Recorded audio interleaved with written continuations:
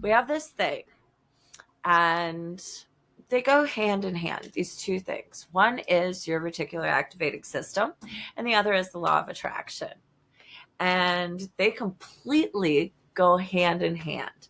And how you will meet somebody is, whether you want to take the woo-woo version of the law of attraction or the scientific version of the reticular activating system, your RAS, right?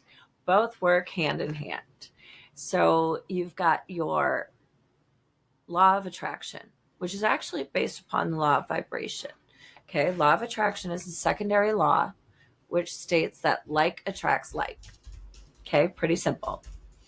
And it's actually been proven. It's not just hippy dippy woo woo stuff anymore.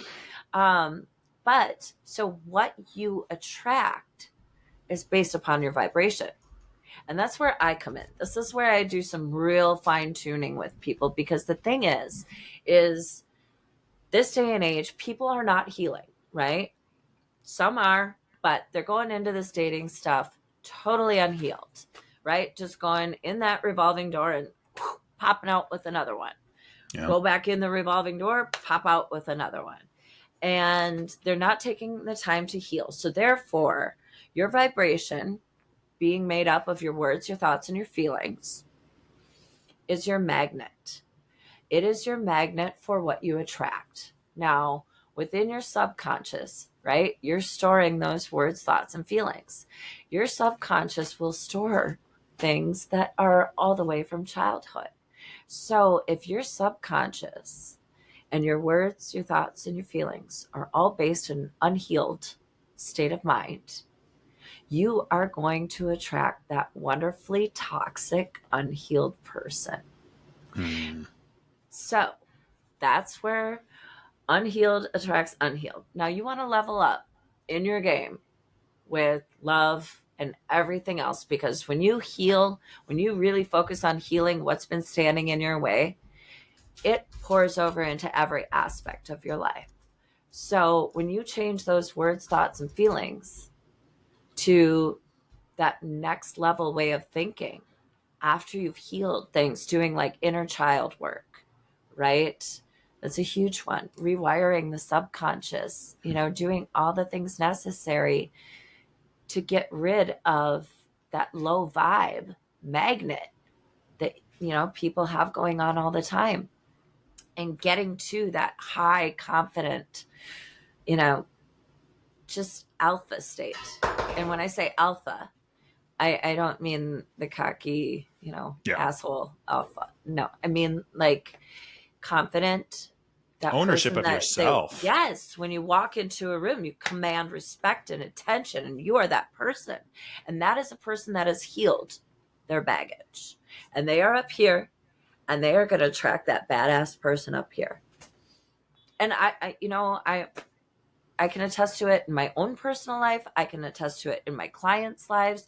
I've seen it time and time again, that once people do the healing work, the people they attract are who they've always wanted to attract and didn't realize that they were standing in the way of doing so. It all comes back to you as the person. Yes. And by the way, yes. I love that you said that, because the purpose of naming this podcast what it is to help people go through life with their eyes wide open. And love that. That's what I think you've got to do here. And I couldn't have said it better myself. I want to be respectful of time. So yes. I had another question that I wanted to ask you, and then I'll turn it over to you and ask me anything. Do you have a few minutes still? I do. I know we're a little. Okay. I've got all the time in the world for you, Nick. Okay. Well, thank you. Yes. Yes. So I think you've done a really good job of answering one of the questions that I wanted to ask you, which was who should come work with you? Who should reach out to you? So I think you've answered it, but I'm going to throw it out there if there's something else you want to add to that one. And honestly, then I've got one more for you. Anybody heartbroken, if you say your picker is broken, I'm your girl. Pick me. Okay. If your picker is broken and you thought this one was good, but they turned out to be toxic. You thought this one was good, and she turned out to be a head case, and this one turned out to be crazy, and this one turned out to drama. breakups, divorce, troubles in paradise in your marriage or relationship, single and hasn't been able to get a date and can't figure out why. You name it, I can help you with it. If it comes down to love, I've got your answer for sure. Guaranteed. That's well said. The last thing I wanted to ask you then before I turn it over. Okay. What is the one piece of advice that you would give to someone? Let's go single because I'm single and I'm trying to figure this out. Yeah. Like, what is the one piece of advice that you would give to someone who's trying to date or date more effectively or more efficiently and they don't know where to start? Oh, it all starts with you. It all starts with you. I know it's so cliche, but you truly do have to love yourself before you can recognize love from somebody else. And that's what it is people don't understand that you won't be able to receive love if you don't love yourself first. So I don't care if it's a therapist, a counselor, a coach, me, whomever, but do the healing work so that you know how to receive love. And so many people are like, oh, I don't need that. I know how to receive love. Then why are you single? Why are you still single then? Just ask. Well,